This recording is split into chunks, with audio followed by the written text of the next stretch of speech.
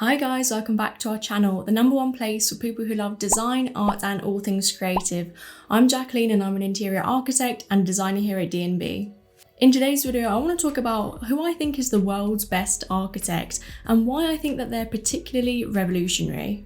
This is obviously a topic that is very divisive within the architecture community and we've all got our opinion on who's the best, right? But I'm interested to know who your favourite architect is, so leave a comment below.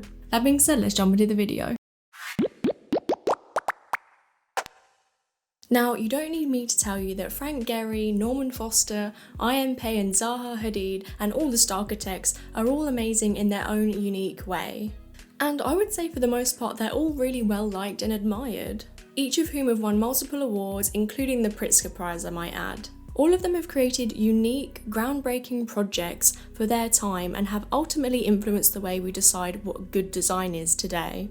So if none of them are the world's best architect in my opinion, who is? I'm sure that all of you have heard of Danish architect Bjarke Ingels. You're probably thinking, oh yeah, the guy who designed the Lego house or the ski slope power plant in Copenhagen. Or you might be thinking, who the heck is that? He's a Danish architect who founded the Bjarke Ingels Group, or BIG for short, in 2005. Ingels is actually one of the youngest yet incredibly successful architects at 46 years old to now have a portfolio of 70 projects, which is pretty impressive. In 2011, the Wall Street Journal named him the Innovator of the Year for Architecture. And in 2016, Time magazine named him one of the 100 most influential people, which is a huge achievement. And I feel like although lots of architects and designers will know him, I kind of think that he's not very well known in society. And yeah, although he has all of these accolades, he still doesn't have as many as his architectural counterparts. In fact, he hasn't even won the Pritzker Prize. So why on earth do I still think he's the best architect in the 21st century? First off, I would say that he's one of the most innovative designers in the world today. He's known for his playful, radical designs that push boundaries and throw the architectural rulebook out of the window, if you like. And he's sometimes referred to as the Steve Jobs of the architecture world. These out-of-the-box designs, or as he likes to call them, pragmatic utopia, aim to steer clear of the classic box-like designs that we're so often used to. The big practice looks at ways to innovate architecture across the world in a unique and fun way, which I think really does appeal to younger generations of designers, and let's face it also keeps architecture looking fresh. Although cynical critics have said that his playful approach to design is just obnoxious and overly optimistic. And perhaps using a comic book to explain the behind the scenes of architecture may not be appreciated by the old school crowd either. Ingels actually wanted to pursue comic book artistry when he was younger, but the lack of education outlets ultimately led him to study architecture instead, which perhaps explains why his designs are so avant-garde to begin with. And yes, whilst it's nice to design modern eye-catching concepts, what use do they have if they're one, not functional, and two, have no use in our lives? And of course, every designer and architect thinks that they're impacting the user in some kind of way, but are we actually? Are we actually designing things that will influence future generations to come? What I like to do in all aspects of my life is see how my actions will affect people when I'm 80 years old. Will I have left behind a legacy? What have I achieved in my life that has affected others in a positive way? Take this video for example. I hope that it's informative and helps you guys out in one way or another, and I hope that our content allows people to expand their knowledge for years to come. Which leads me on to the topic that Bjarke Ingels likes to call Hedonistic Sustainability. A term he coined which effectively means to create a sustainable piece of architecture that benefits the user in all aspects of their life. He says that architects have to become more than just designers of two-dimensional facades or three-dimensional architectural objects. They have to become designers of ecosystems, systems of both ecology and economy that channel not only the flow of people through our cities and buildings, but also resources like heat, energy, waste and water. He actually differentiates himself from other green designers by dismissing the idea that sustainability has to be a painful moral obligation or a question of accepting an increasingly lower standard of living. Instead, sustainability should be thought of as a design challenge that actually aims to improve our environment and living standards, whether that's in a social, economic or green way, as opposed to the typical vision of sustainable design we have today. Take the Mountain Project for example, a way of combining a 2/3 parking space with only a third of living space. Rather than traditionally separating the two functions, BIG have merged the two to create a space where the parking is not only hidden, but also allows neighbours to mingle and socialise and create a whole hidden neighbourhood. really nailing the social sustainable factor in this project. A more obvious approach to hedonistic sustainability could be with the Bjarke power plant in Copenhagen, a fully encompassing building that allows for waste to be transformed into clean energy, and also where people can ski, hike and climb. Therefore making this project a destination for families and friends that is also economically, environmentally and socially profitable. An all-round sustainable build in my view. In fact, I believe in this concept so much that I actually discussed the viability of it in my university dissertation, or as some of you call it, a thesis. Whilst on the exterior the buildings look bold and imaginative, the flesh and bones of each of their projects is creating practical solutions for an overarching problem. Now, you would think in the architecture and design world we would have come up with a concept like this already, but the truth is we haven't. What even happened to the form follows function prophecy? Yes, we always design buildings to aid the user, but have we been designing buildings to sustain future generations?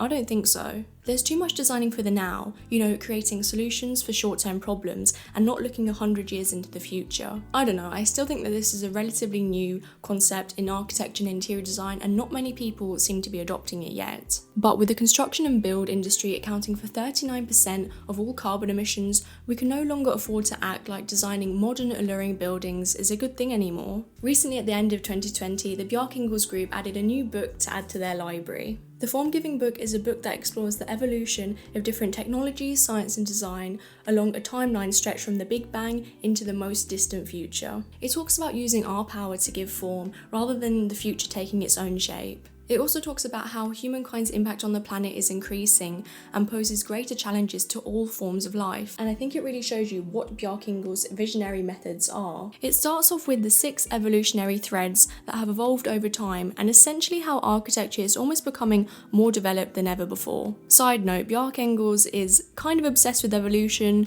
so you can understand his fascination with developing technologies in the first part of the book. For example, how society has evolved in terms of making, sensing, sustaining, thinking, healing, and moving.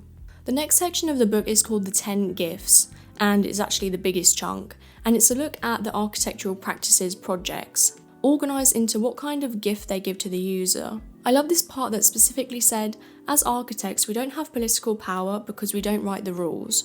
But we do have the power of giving form, and give the world a gift that makes the world more of what we wish it to be.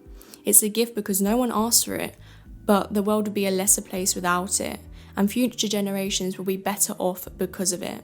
The gift, of course, is the world-changing power of architecture. So the book then goes into the 10 gifts that each of their projects falls under, in lots of detail and with lots of cool photos, of course.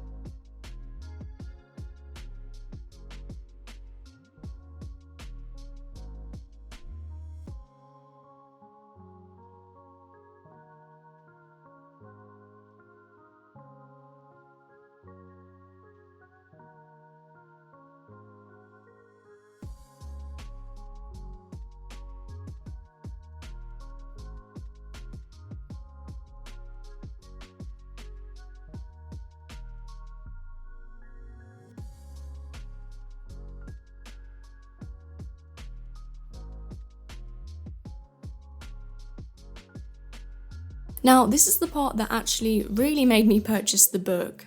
The last section of the book gives us a look at Bjarke Ingels' methods of designing full ecosystems on the moon, on Mars, and significantly, how we can tackle climate change here on Earth. Although it may seem like an idealistic fantasy to some, the big practice have broken down into micro segments that are completely understandable to the reader and also seem completely viable. You can see from the research that this isn't some kind of science project for them to create just for fun. It's a serious notion to designing fully functioning ecosystems in space. This part of the book is certainly the most fascinating for me anyway. It also ends with a spread of reflection on 2020 and all of its events, and how we can grow in the future, which I think really adds a nice touch.